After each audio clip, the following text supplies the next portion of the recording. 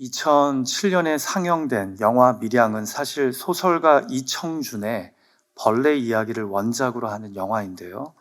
영화에 담긴 여러 가지 복합적인 메시지 중에서도 사실 많은 관객들의 마음에 충격과 공감을 준 부분은 아마도 주인공인 신혜가 자신의 아들을 살해한 유괴범을 용서하려고 교도소에 찾아간 부분일 겁니다. 젊은 나이에 남편을 사고로 잃고 그 남편을 잊지 못해 찾아간 남편의 고향 밀양에서 그녀는 사랑하는 아들마저 잃게 됩니다. 기독교 신앙을 붙잡고 어떻게든 고통과 절망에 빠진 자신의 괴로운 마음을 추스리려고 노력하지만 여전히 혼자 있을 때는 눈물이 쏟아지고 낯선 타인을 극도로 경계하죠.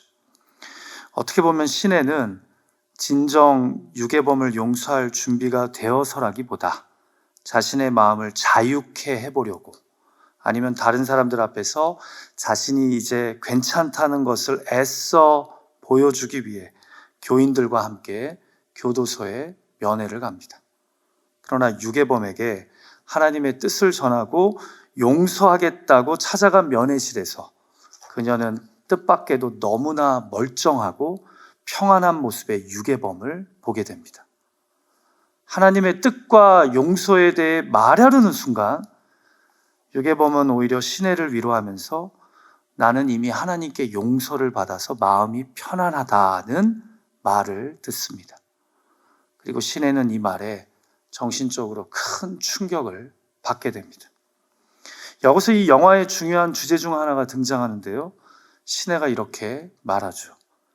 내가 그 인간을 용서하기도 전에 어떻게 하나님이 그 인간을 먼저 용서할 수 있어요? 여러분, 용서는요, 결코 쉽지 않은 일입니다. C.S. 루이스가 그의 책 순전한 기독교에서 이런 말을 했죠. 모두가 자신이 용서해야 할 게 있기 전까지는 용서란 아름다운 개념이라고 말한다. 무슨 말이에요? 남에게 용서를 권하는 것은 쉬워도 누군가가 자신에게 용서를 구한다면 결코 쉽지 않은 것이 용서라는 겁니다. 그래서 어쩌면 요즘 영화나 소설, 드라마에는 복수나 정의를 구현하는 주제의 내용이 많은 인기를 얻는 것은 아닐까 생각해 봅니다. 기독교의 영향 때문인지는 몰라도 우리가 사는 세상이 너무나 용서를 강요하거나 요구하는 시대이다 보니까 인간의 본성상 용서보다 통쾌한 복수를 당하기보다 상대방을 응징하는 것에 더 짜릿함을 느끼는 것이 아닐까 생각해 봅니다. 왜 착한 사람은 계속 당해야 하고 왜 악한 사람은 쉽게 용서받고 풀어나야 하냐는 거죠. 우리 오늘 드디어 수요기도의 창세기 강해를 마무리하는데요. 야곱과 요셉의 죽음 그리고 유언을 중요한 메시지로 담아내는 마지막 50장 말씀, 이 사이에서요, 우리는 뜻밖에도 아직도 끝나지 않은 용서에 대해 말씀하는 창세기를 보게 됩니다. 누구와 누구 사이의 용서입니까? 요셉과 형들 사이의 용서입니다. 아니, 이 이야기는 이미 창세기 45장에서 다 끝난 것 아닙니까? 그래서 야곱의 가족이 결국 애굽 고센 땅에 정착하게 된 거잖아요. 그런데 이 용서도 그렇게 쉽지만은 않았던 겁니다.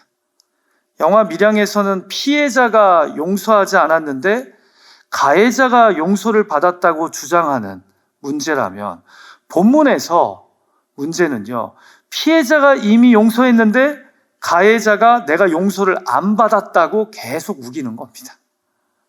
같이 창세기 50장 15절 말씀을 함께 읽어볼까요? 시작.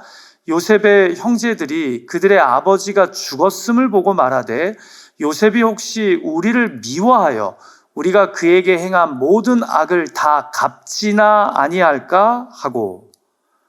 여러분, 이처럼 용서가요, 쉽지 않은 겁니다.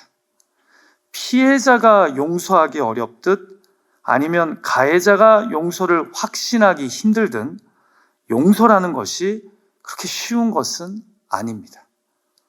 아마도 가해자인 형제들은 동생 요셉이 아버지 때문에 자신들을 용납해 준 것이지 속으로는 복수심에 불탈 것이라고, 절대로 우리를 용서하지 못했을 거라는 강한 불신이 있었던 겁니다. 그래서 아버지가 죽자 이들의 마음속에 두려움이 밀려온 겁니다.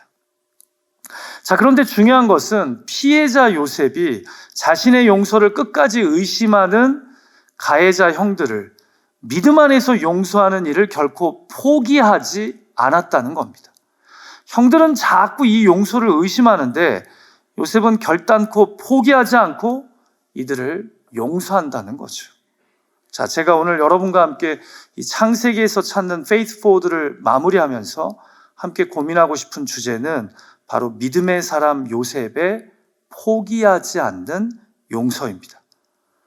자, 용서를 의심하는 형제들에게 요셉은 어떻게 포기하지 않는 용서를 베풉니까? 서로가 용서를 거부하고 의심할 때 우리는 믿는 사람으로서 어떤 선택을 해야 합니까? 자, 저는 오늘 본문에서 세 가지 중요한 메시지를 발견하게 되는데요. 첫 번째는요, 요셉은 하나님의 자리에 앉기를 피했다는 점입니다. 이게 그가 포기하지 않는 용서를 실천하게 된 중요한 배경이라는 거죠. 자, 다 같이 창세기 50장 19절 말씀을 읽을까요? 아버지 야곱의 장례를 마친 후에 복수를 두려워하는 형들이 요셉에게 찾아가 우리를 제발 용서해 달라고, 아버지 야곱도 돌아가시기 전에 우리가 서로 용서하고 화목하게 지내기를 원하셨다고 말하자 요셉이 눈물을 흘리면서 보인 첫 번째 반응입니다. 같이 한번 읽어보죠. 시작. 요셉이 그들에게 이르되 두려워하지 마소서, 내가 하나님을 대신하리이까. 여러분, 형들이 요셉에게 우리를 진정 용서해달라고 부탁합니다. 그러면 솔직히 심플하게 내가 이미 용서했습니다 라고 답하거나 아니면 내가 사실은 용서 못한다라고 대답해야 하는 것 아닙니까? 그런데 요셉은 이렇게 답합니다. 내가 하나님을 대신하리이까. 이게 무슨 말입니까? 내가 하나님의 자리에 앉지 않겠다는 겁니다. 여러분, 지금 여기서 요셉은요, 성경에 매우 중요한 주제를 하나 드러내고 있습니다. 자기 스스로를 하나님의 자리에 앉히려고 하는 것이 바로 우리 삶의 거의 모든 문제들의 원인이라는 성경의 매우 중요한 메시지를 보여주고 있다는 거죠. 여러분, 예를 들어 볼게요. 창세기 3장에서 원죄가 어떻게 시작됩니까? 아담과 하와에게 하나님은 에덴 동산을 마음껏 관리하게 하셨습니다. 그러면서 딱 하나, 동산 중앙에 있는 선악을 알게 하는 나무의 열매만 먹지 말라고 명하셨어요. 이 명령의 의미는 인류의 조상인 아담과 하와도 하나님의 통치와 주권 하에 있는 피조물임을 알려주는 겁니다.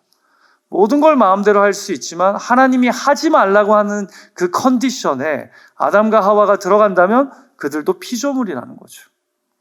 그런데 사탄을 상징하는 뱀이 나타나서 아담과 하와를 유혹하며 말합니다. 저 열매를 먹으라고. 그럼 내가 진정 하나님이 될 거라고. 하나님의 자리에 앉으라고 유혹합니다. 그래서 우리 인생이 꼬이게 된 겁니다. 피조물이 하나님의 자리에 앉아 선악을 구분하려고 했기 때문에. 여러분, 그래서 오늘 본문에서 요셉이 내가 하나님을 대신하겠습니까? 라는 이 고백은요, 내가 선악, 곧 무엇이 옳고 그른지를, 그리고 그에 맞게 벌하는 하나님의 자리에 앉지 않겠다는 말입니다. 누가 봐도 형들이 나에게 행한 것은 잘못된 것이지만 내가 그 일의 심판자가, 종결자가 되지는 않겠다는 거죠. 그것은 내 몫이 아니라 하나님의 몫이라는 겁니다.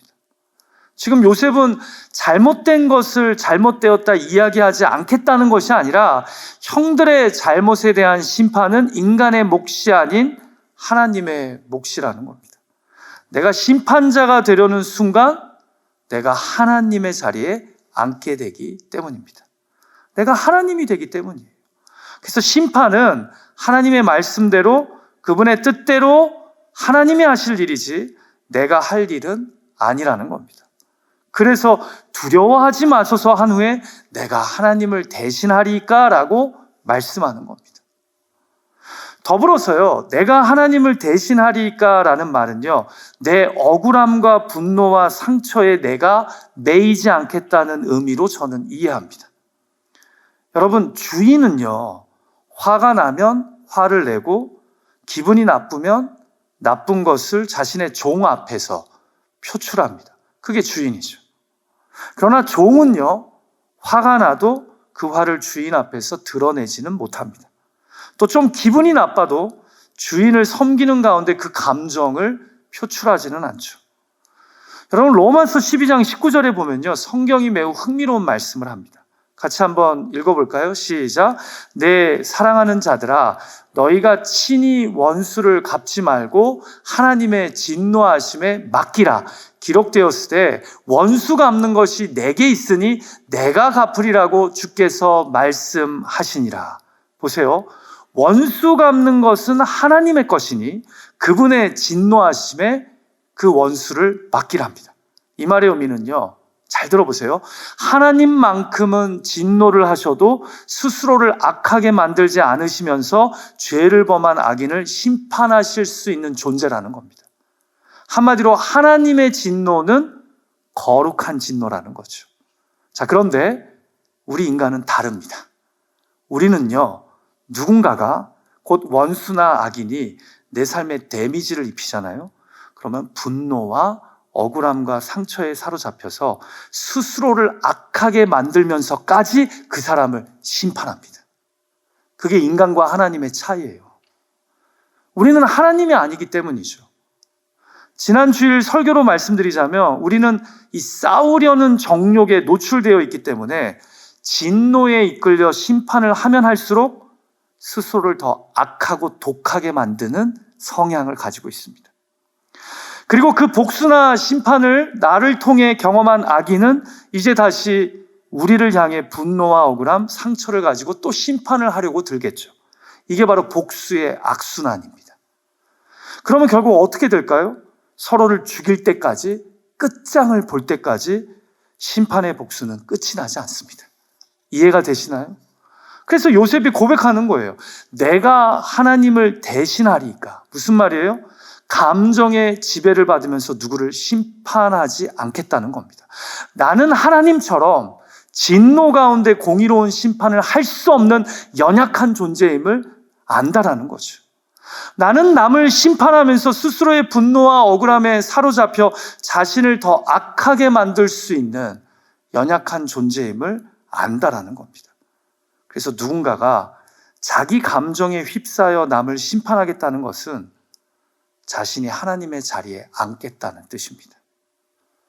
여러분, 그래서 사실 우리가 누군가를 감정에 휩싸여 심판하기보다 용서한다는 것은요, 내가 내 분노와 억울함, 상처에 휘둘려서 더 악해지지 않으려는 지혜로운 선택인 겁니다.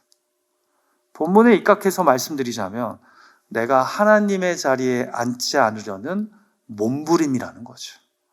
오직 하나님만이 절제된 진노와 분노로 원수를 갚으실 수 있는 하나님이시기 때문입니다. 근데 저와 여러분은 그런 존재가 못 된다라는 거죠. 사랑하는 기도자 여러분, 어떻게 요셉이 포기하지 않는 용서를 하게 된 것입니까? 아버지가 돌아가셨음에도 자신의 감춰진 분노와 상처, 억울함을 토하지 않고 어떻게 끝까지 용서를 선택하게 된 것입니까? 하나님의 자리에 앉기를 피했기 때문입니다. 이 저녁 하나님의 자리에 앉고 싶어하는 내 마음을 솔직하게 인정하고 내가 그 자리에 앉아 선악을 규정하고 심판하고자 할 때 오히려 내 인생에 더 많은 문제가 일어남을 깨닫고 내가 감정의 지배를 받아 더 악한 피조물이 될 수 있음을 알고 그 자리를 피할 수 있는 절제와 용기를 달라고 기도할 수 있는 이 저녁이 되기를 주님의 이름으로 축복합니다. 자, 두 번째로 이 용서를 의심하는 형제들에게 요셉은 어떻게 포기하지 않는 용서를 베풉니까? 요셉은 하나님의 시각으로 자신의 상처를 바라봤습니다. 자, 두려워 떠는 형들에게 내가 하나님의 자리에 앉겠습니까? 라고 답한 후에 요셉은 또 이런 도전적인 말을 합니다. 같이 20절 말씀을 한 목소리로 읽어볼까요? 시작. 당신들은 나를 해하려 하였으나 하나님은 그것을 선으로 바꾸사 오늘과 같이 많은 백성의 생명을 구원하게 하시려 하셨나니. 자, 보세요. 요셉과 형들의 시각으로 보면 수십 년 전에 있었던 그 일은 분명 형들이 동생을 해하려고 죽이려고 한 끔찍한 일이었습니다. 그리고 이것은 요셉과 형들에게 씻을 수 없는 상처가 됩니다. 요셉에게는 피해자로서의 상처요, 형들에게는 가해자로서의 양심의 상처가 됩니다. 자, 그런데 요셉이 이것을 하나님의 시각으로 바라보니 어떻게 이해가 됩니까? 결국 하나님이 이 악함을 선으로 바꾸사 많은 백성, 곧 우리 가족들을 구원하기 위해 하신 일이 되어버렸답니다. 인간의 시각이 아닌 하나님의 시각으로 보니까 포기하지 않고 용서를 할 수 있게 되는 지혜와 용기를 얻게 된 것입니다. 여러분, 요셉의 형들은요, 용서를 받았음에도 본인들이 용서를 받았다는 생각을 못하고 있습니다. 왜 그럴까요? 자신들이 요셉이라면 절대로 용서할 수 없는 끔찍한 잘못을 동생에게 저질렀다고 생각하기 때문입니다. 도저히 이렇게 쉽게 넘어갈 일이 아니라는 거죠. 그러니까 한쪽은요, 하나님의 시각으로 일어난 상처와 고통을 바라보는데 다른 한쪽은 인간적으로만 생각하고 바라봅니다. 여러분, 물론 요셉도 형들이 자신에게 행한 것이 잘못이었음을 잘 압니다. 분명 형들은 요셉을 해하려고 했습니다. 그런데 중요한 것은 이런 형들의 악함을 우리 인생의 주인이자 주관자이신 하나님이 선으로 바꾸셨다는 이해와 해석이 되니까 하나님의 시각으로 보니까 용서할 수 있는 겁니다. 그래서 제가 종종 말씀드리죠. 중요한 것은 팩트가 아니라 해석이라고요. 여러분, 영적으로 해석할 수 있다는 것이 바로 하나님의 시각을 가졌다는 겁니다. 그래서 누구는 안 좋은 일을 겪고 재수 없었다고, 그 사람 때문이라고, 나만 인생이 안 풀린다고 생각합니다. 그런데 하나님의 시각을 가진 사람은 그 안 좋은 일로 하나님이 나의 연약함과 죄악을 깨닫게 하신다고, 또 나로 겸손하게 하신다고, 결국은 이런 안 좋은 일을 선으로 바꾸셨다고 고백합니다. 그러면 상처가 오래 가지도 않고 그 상처가 나를 계속 고통스럽게 만들지도 않습니다. 여러분, 관계로 인한 상처, 아픔, 정말 우리를 너무나 괴롭게 하죠. 누구는 그래서 잠도 못 자고 힘들어합니다. 그런데요, 누구는 신앙을 통해 이 관계의 아픔과 상처, 배신을 오히려 하나님의 시각으로 바라봅니다. 그래서 악을 선으로 바꾸시는 하나님의 뜻을 발견합니다. 그런데 누구는 이 관계의 아픔과 상처를 통해 오히려 더 악한 사람이 되기도 합니다. 인간의 시각으로 자신의 삶에 일어난 상처를 계속해서 바라보기 때문입니다. 요셉은 과거에 받았던 상처만 생각하지 않고 오늘 누리고 있는 은혜를 생각합니다. 형들이 나를 해한 것에 집중하지 않고 오늘 하나님이 우리 가족을 구원해서 큰 민족을 이루게 하시는 것을 바라봅니다. 하나님의 시각이죠. 그렇게 하나님의 시각으로 이해하려고 보니까 결국 하나님이 악을 선으로 바꾸셨음을 깨닫게 됩니다. 그러니까 마음이 평안해집니다. 악함과 독함이 서서히 사라집니다. 그래서 형들은 도저히 용서하기가 쉽지 않은 일이라고 생각하는데 요셉은 포기하지 않는 용서를 감히 선택할 수 있게 되는 겁니다. 사랑하는 기도자 여러분, 결국 우리가 하나님의 시각을 가지려면요, 내 삶을 하늘의 지혜로 읽으려면요, 예배의 자리를 사모해야 합니다. 말씀과 기도를 붙잡아야 합니다. 능력의 말씀으로 이 괴로운 관계를 영적으로 해석하고 진실한 기도로 이 관계의 상처를 치료하시고 선으로 바꾸시는 하나님을 만나야 합니다. 요셉은 그냥 가만히 앉아 있는데 이렇게 하나님의 시각을 갖게 되었을까요? 하나님이 형들의 악을 선으로 바꾸셨습니다. 우리 가족을 구원하셔서 큰 민족으로 만들고자 하신 겁니다. 아니죠. 요셉도 하나님과 동행하는 삶의 예배를 통해 계속해서 질문했을 겁니다. 당신의 뜻을 알게 해달라고. 왜 이런 일이 나에게 일어났냐고.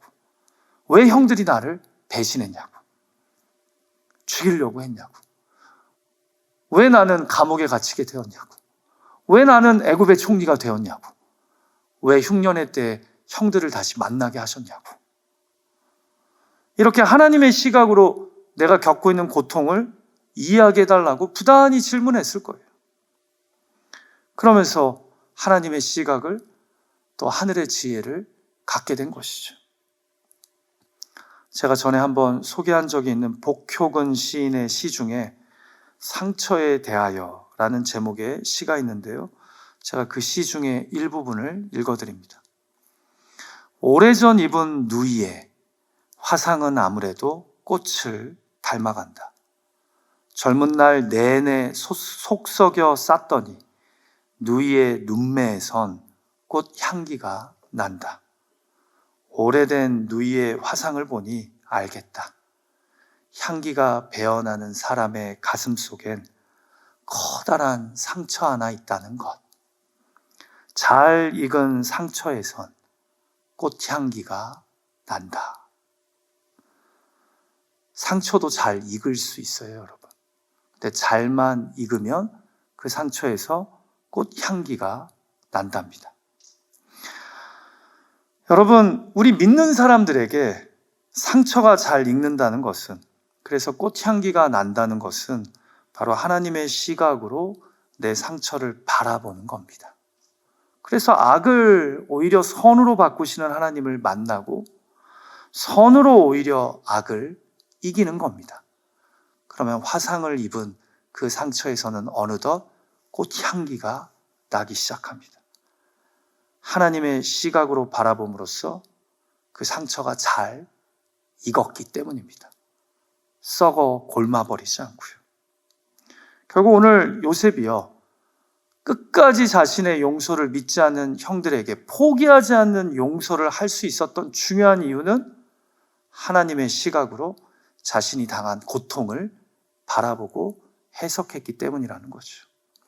자, 마지막 세 번째로 서로가 용서를 거부하고 의심할 때 우리는 믿는 사람으로서 어떤 선택을 해야 합니까? 요셉을 통해 배우게 되는 것이요, 요셉은 형들의 두려움과 의심을 사랑으로 덮었다는 겁니다. 그럼 제가 마지막으로 이야기하고 싶은 것은 바로 요셉이 자신의 용서를 의심하고 그의 보복을 끝까지 두려워하는 형들에게 보여준 21절의 모습입니다. 같이 21절 말씀 한번 읽어볼까요? 시작. 당신들은 두려워하지 마소서. 내가 당신들과 당신들의 자녀를 기르리이다 하고 그들을 간곡한 말로 위로하였더라. 여러분, 사실 저 같으면요, 형들에게 이렇게 말할 것 같습니다. 아니, 왜 이렇게 내 용서를 못 믿냐고. 벌써 내가 14년 전에 다 그 형들을 용서했고 또 아버지의 가족을 애굽 땅 고센으로 받아들였는데 왜 이렇게 날 못 믿냐고. 나 정말 괜찮다고, 다 잊었다고 그렇게 이야기할 것 같아요. 기분 좋게 말고 좀 짜증나게. 그런데 요셉은 형들의 불신에 답답해하지 않고 오히려 사랑으로 그들의 두려움과 의심을 덮어버립니다. 내가 당신들과 당신들의 자녀를 책임지고 돌보겠습니다. 이 용서를 재확인시켜주기보다 그냥 사랑으로 반응합니다. 그렇게 이들의 두려움과 의심을 사랑을 베풀므로, 보여줌으로 녹이고 있는 거예요, 지금. 여러분, 지금 요셉은요, 자신을 해하려 한 원수들을, 형들을 사랑하려는 겁니다. 어떻게 이게 가능할까요? 첫 번째는 자신을 하나님의 자리에 앉히지 않았고, 두 번째로는 하나님의 시각으로 자신이 형들에게 당한 고통을 이해하려고 했기 때문입니다. 해석하려고 했기 때문입니다. 그래서 자신의 용서를 끝까지 의심하고 두려워하는 형들을 오히려 사랑으로 덮을 수 있는 겁니다. 사랑하는 기도자 여러분, 저는 솔직히 여기서 우리를 향한 하나님의 용서를, 예수 그리스도를 통한 하나님의 사랑을 발견하게 됩니다. 우리도 본문의 형들처럼 의심하지 않습니까? 무엇을요? 하나님의 용서를. 정말 하나님이 나 같은 자를 용서해 주실까? 정말 예수님이 나 같은 사람을 위해서도 십자가를 지셨을까? 여러분들 그런 생각 해본 적 한 번도 없으세요? 저는 있는데 정말 하나님이 나 같은 사람도 용서해 주셨을까 하는 마음 말이에요. 본문에 등장하는 요셉의 형들처럼 말입니다. 그렇게 요셉이 용서했음에도, 용서를 선언하고 서로 안고 울었음에도 형들의 마음속엔 내가 요셉이라면 도저히 나를 용서 못할 것 같아. 아버지가 죽었으니까 두려워하고 불안해하는 거예요. 자신들도 스스로가 용납이 안 되니까 요셉의 용서를 의심하는 겁니다. 아버지가 살아계셔서 참고 있는 거라고 생각하는 거예요. 그런데 이렇게 의심하는 형들에게 요셉은 더 적극적인 사랑으로, 그 의심과 두려움을 뛰어넘는 사랑으로 이들을 그냥 덮어버립니다. 마치 예수님이 하나님의 용서를 의심하는 우리, 하나님의 심판을 여전히 두려워하는 우리를 위해 십자가에 once for all 단번에 못 박혀 죽으심으로 우리를 향한 하나님의 사랑을 확증해 주셨고, 그래서 참 구원이 되어주신 것처럼 말입니다.